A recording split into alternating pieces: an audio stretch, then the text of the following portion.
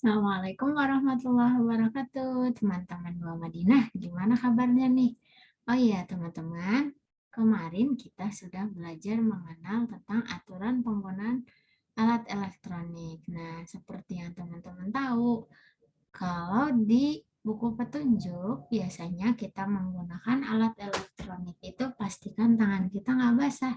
Nah, sekarang di dalam rumah, teman-teman juga dikasih ada aturannya nih teman-teman. Salah satu aturannya adalah penggunaan kamar mandi. Nah, teman-teman, hari ini kita belajar tematik masih tematik 2H yang berjudul keselamatan di rumah dan di perjalanan. Nah, kenapa keselamatan itu penting banget untuk kita jaga? Karena dengan kita berhati-hati, mematuhi aturan, maka hidup kita akan aman, tentram, dan damai. Nah, di sini ada sebuah kisah tentang penggunaan kamar mandi. Yuk, sama-sama kita baca. Silahkan teman-teman buka buku paketnya halaman 5. Ino pergi mandi pagi. Ino ingat aturan penggunaan kamar mandi. Ia harus menghemat air. Ino menyerem kloset setelah membuang air. Ino juga tidak berlama-lama di kamar mandi. Kamar mandi Ino juga dibersihkan. Bak dikuras agar tidak menjadi sarang nyamuk. Lantai kamar mandi disikat agar tidak licin. Nah, teman-teman nih, kita pasti sehari-hari menggunakan kamar mandi atau toilet. Nah, saat di kamar mandi nih, Ino menyarankan untuk menghemat air. Kenapa kita harus menghemat air? Iya, karena air itu kalau udah habis nggak ada lagi.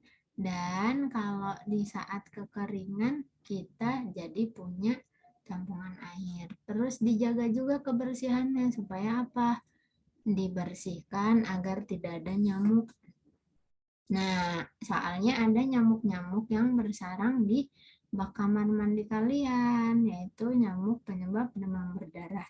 Nah, nanti teman-teman tinggal bertanya ya dengan teman yang lainnya. Kalau di rumahnya apa yang dilakukan saat menggunakan alat elektronik? Apakah aturan penggunaan kamar mandi di rumah temanmu berbeda dengan di rumahmu? Pasti ada sedikit perbedaan. Nah, nanti kalau kita ketemu di sekolah, teman-teman bisa tanyakan ya ke temannya yang lain. Oke, next kita lanjut. Nah, di sini teman-teman juga kemarin sudah mengisi ini, sudah mengisi memberi tanda centang untuk melengkapi pertanyaan. Nah, ini kita lanjut aja. Sekarang kita lanjut ke halaman 7-nya.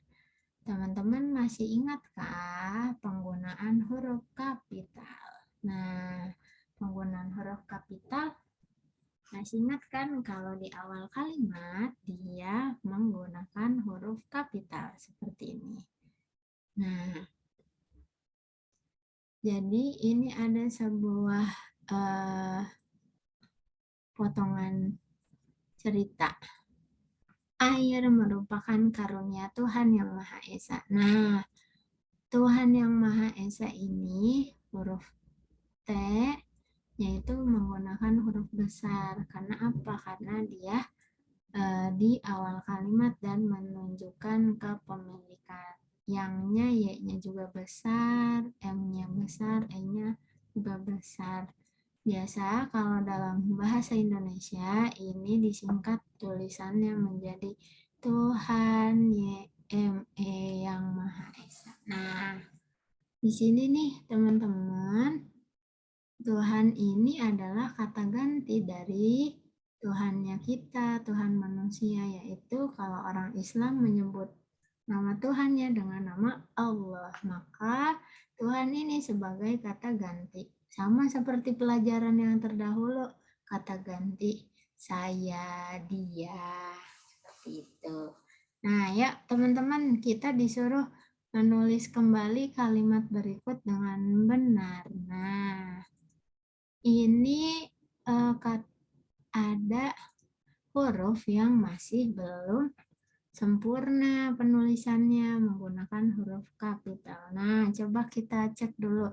Mereka berdoa kepada Tuhan dengan khusyuk. Mana nih yang harus kita rubah menjadi huruf kapital? Iya benar. Kata Tuhan, T-nya pakai huruf besar.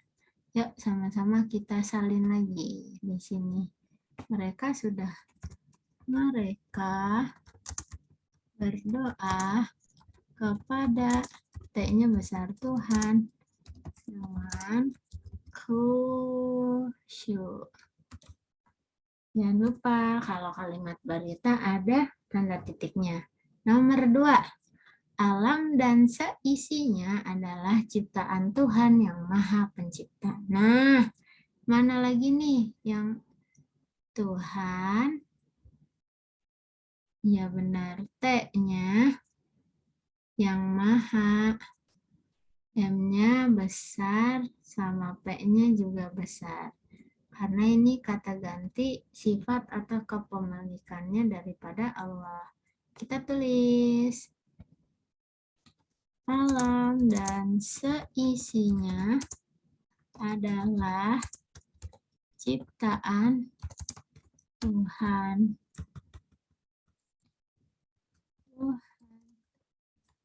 Yang pencipta. Jangan lupa dikasih tanda titik. Itu. Nah, di nomor ketiga ini kalimat permohonan nih kepada Allah nih. Oh Tuhan yang Maha Penyayang, sembuhkanlah guru kami. O-nya besar, udah besar. Tuhannya jangan lupa. T-nya besar. M-nya besar. P-nya besar.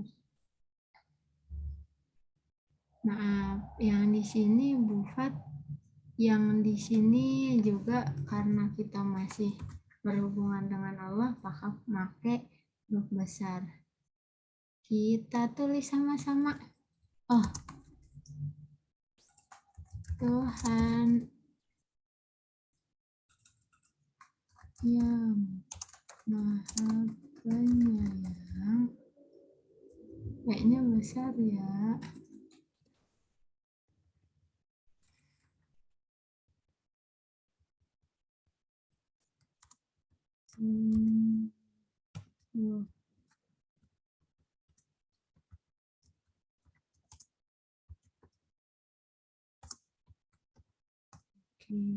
Nah, coba teman-teman di nomor 4 dan 5. Ya, masih sama. Aku berdoa kepada Tuhan sebelum dan sesudah makan. Benar, kata huruf yang diganti pakai kapital adalah huruf T pada kata Tuhan. Aku berdoa kepada Tuhan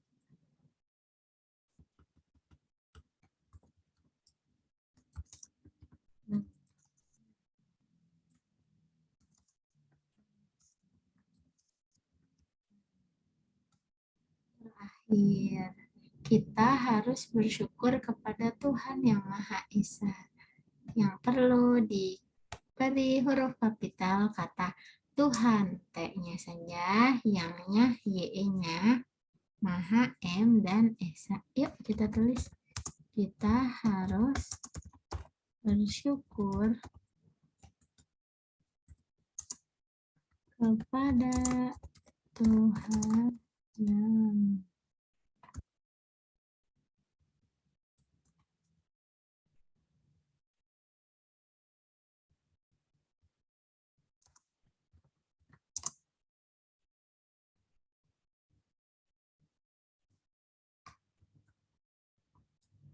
teman-teman nanti yang B-nya teman-teman bisa mencoba di rumah sendiri. Buat 5 kalimat menggunakan kata ganti Tuhan dengan huruf kapital yang besar, yang benar.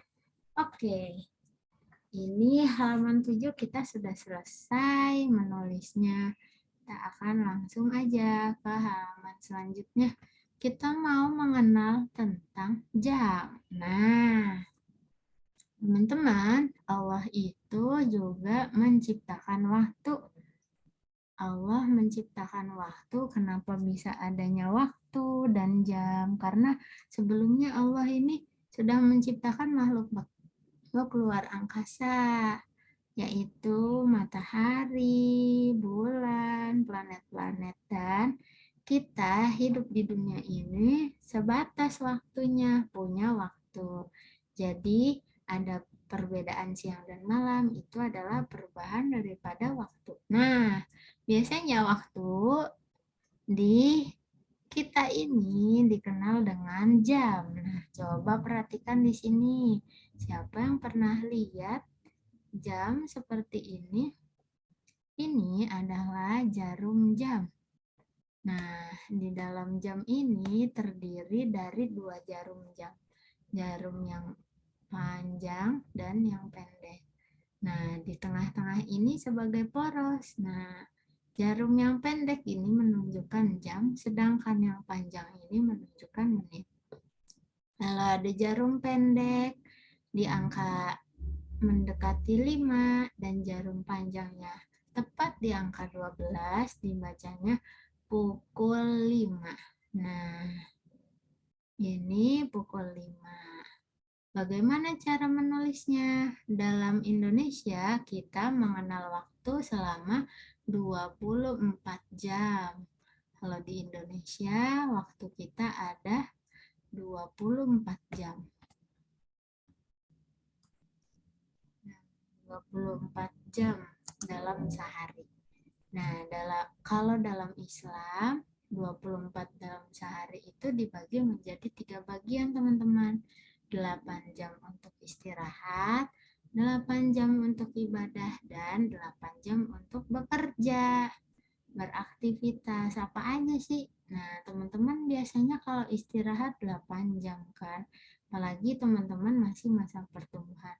8 jam lagi buat ibadah, buat ngapain? Seperti sholat, baca Quran, ngaji, yang baik-baik, mencari kebaikan, tuh selama 8 jam. Terus terakhir, kita beraktivitas itu juga 8 jam. Nah, ini penulisannya seperti ini. Pukul 5 ditulis 05.00. Nah, karena angka di 12, maka menitnya adalah 00 tepat. Nah, setiap teman-teman nanti di sini kan ada di dalam sebuah gambar jam berisi angka 1 sampai 12. Jarak dari satu angka ke angka yang lainnya ini besarnya adalah 5 menit. Nah, 5 menit. Maka dalam 1 jam itu ada berapa menit ya? Kita hitung yuk. 1, 2, 3, 4, 5, 6, 7, 8, 9, 10, 11, 12. Ada 12 angka dikalikan 5 menit, maka kalau 1 jam itu terdiri dari 60 menit. Nah, kalau 1 menit sendiri terdiri dari 60 detik. Nah, pada jam tangan biasanya teman-teman ada satu jarum jam lagi yang bergeraknya itu cepat banget. Nah, 1 jam itu menunjukkan menit. Jadi, setiap 1 menit nanti jarum yang panjang ini bergeser-bergeser. Yuk, langsung kita tulis yuk. Pukulnya seperti ini ya. Ini namanya jam 5 tepat. Sekarang kita lihat. Tulislah waktu yang ditunjukkan sesuai gambar berikut. Nah, teman-teman, yuk mari kita tulis pukulnya. Pukul 9. Lihat. Jarum pendek di angka 9, jarum panjang di angka 12. Gimana cara menulisnya? Pukul 9.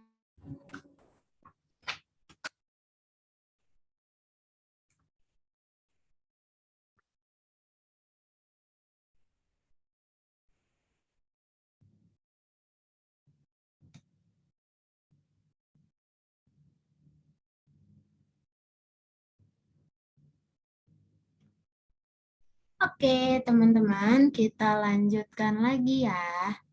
Nah, tadi di sini pukul 9. Kita isi dengan 09.00. Nah, bagaimana dengan ini? Jarum panjang angka 12, jarum pendek angka 3. Maka dibaca pukul 3. Pukul 3. Menulisnya bagaimana? Penulisan angkanya. Pukul 03.00.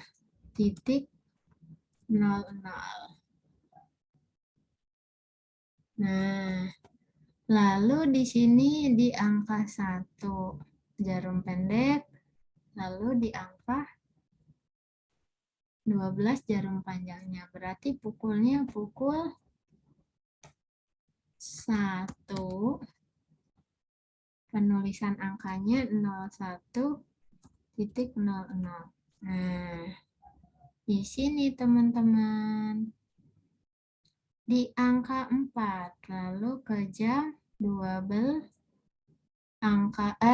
Jarum panjangnya di 12, berarti di sini pukul 04.00. Di sini jam 2.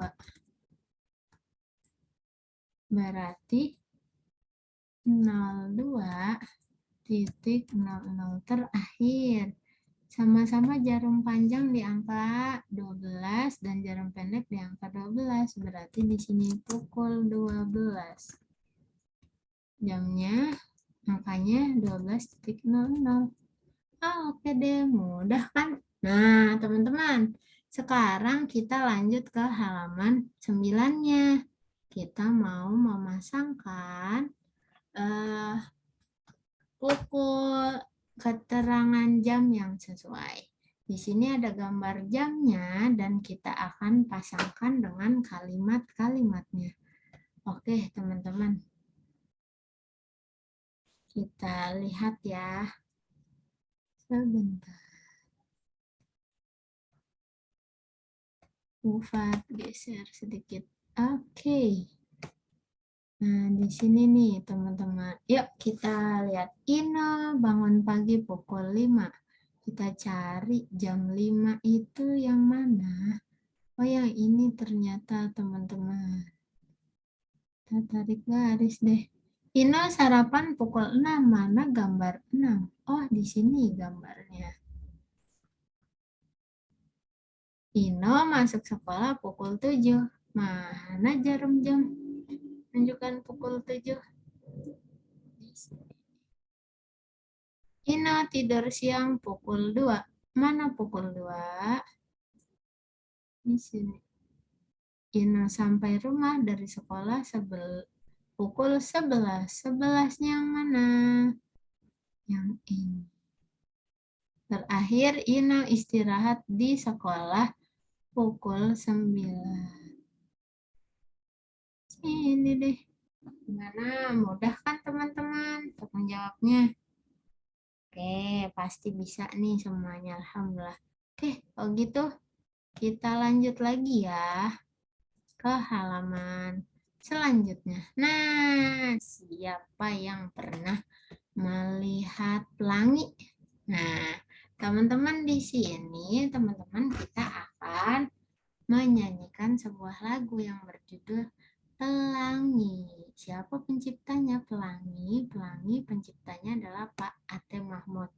Nah, tapi kok ada yang aneh ya dari lirik lagu di sini? Kenapa di atasnya ada tanda seperti lebih kecil dan lebih besar? Nah, Ini adalah tanda-tanda untuk menyanyikan nada-nada. Kalau yang tandanya seperti ini berarti nadanya dinyanyikan makin lama makin kuat. Kalau tandanya seperti ini makin lama makin lemah. Nah, yuk kita dengerin dulu ya lagunya.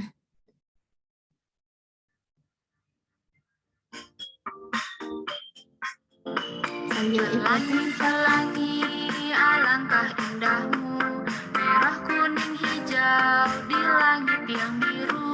Pelukismu agung, siapa gerangan, pelangi-pelangi ciptaan Tuhan. Nah, di sini tadi teman-teman dengarkan ya, saat dikata pelangi-pelangi, kalau tandanya seperti ini maka suaranya lama-lama jadi semakin kuat. Alangkah indahmu, indahmu kan suaranya lembut. Nah, ini lama-lama dari kecil ke kuat, kalau ini dari kuat ke kecil atau dari kuat ke lemah. Kali lagi ya, teman-teman bisa dengerin.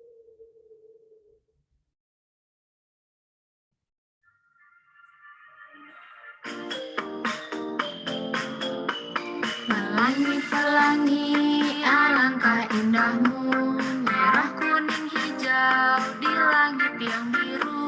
Pelukismu agung, siapa gerangan, pelangi-pelangi ciptaan Tuhan.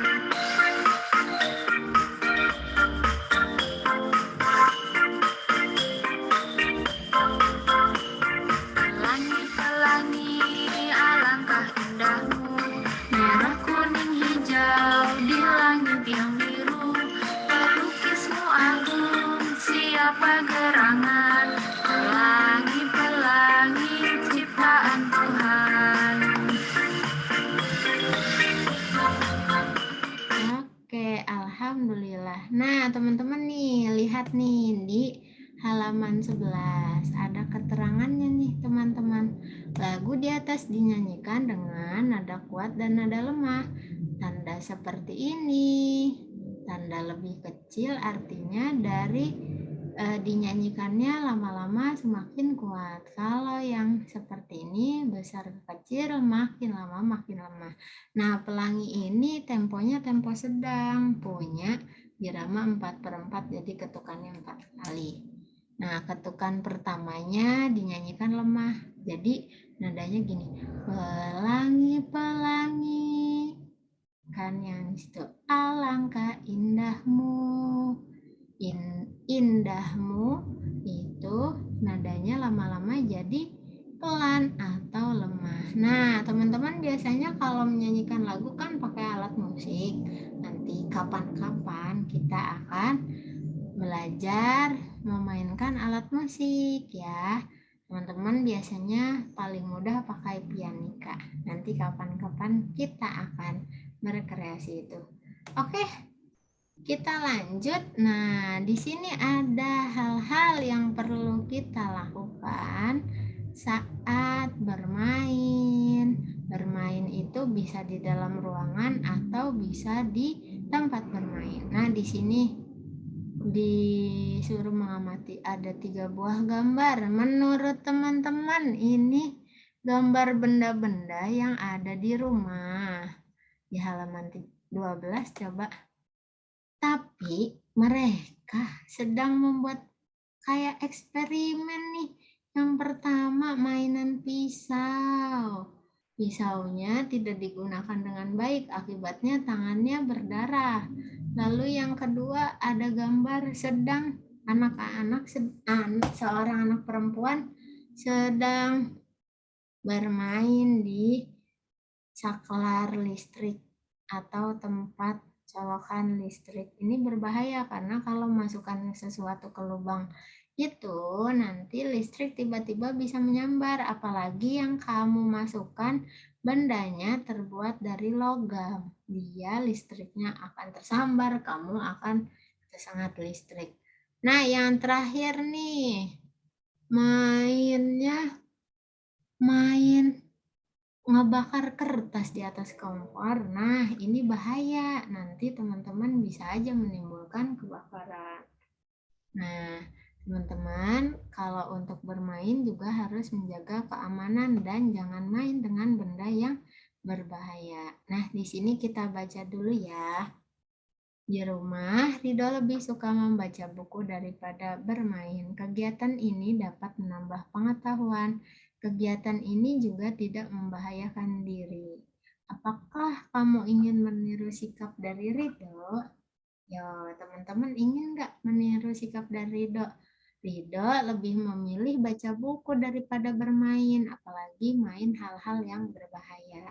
Itu menambah pengetahuan. Dan kalau teman-teman banyak baca buku, nanti teman-teman lebih banyak pengetahuan yang didapat. Di sini ada sebuah kisah tentang bermain bola di halaman rumah. Nah, jadi enggak semua permainan bisa dilakukan di rumah. Misalnya bermain bola. Yuk kita baca sama-sama. Raka dan teman-teman bermain bola. Mereka bermain di halaman rumah Raka. Raka menendang bola namun bola mengenai kaca jendela hingga pecah. Akhirnya ibu menegur Raka karena telah memecahkan kaca jendela. Seharusnya Raka tidak bermain di halaman rumah, kata ibu. Akhirnya dengan penuh penyesalan, Raka minta maaf sama ibunya. Bu, maafkan Raka. Ibu mengingatkan bahwa bermain bola di halaman dapat membahayakan.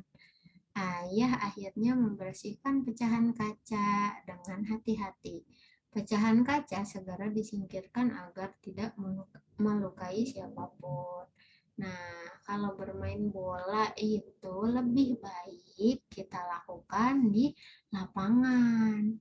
Kalau di sekitaran rumah atau di lapangan yang banyak rumahnya, itu nanti membuat takut dikhawatirkan membuat kerusakan. Nah, ya. Nah, di sini teman-teman bisa jawab secara lisan nih, apa sebab kaca jendela rumah Raka pecah? Ada yang tahu? Iya benar, karena Raka bermain bola. Karena Raka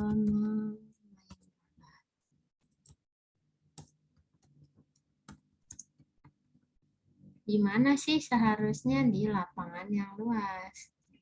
Lapangan. Apa bahaya dari pecahan kaca? Teman-teman tahu nggak? Jika terinjak akan menyebabkan kita terluka.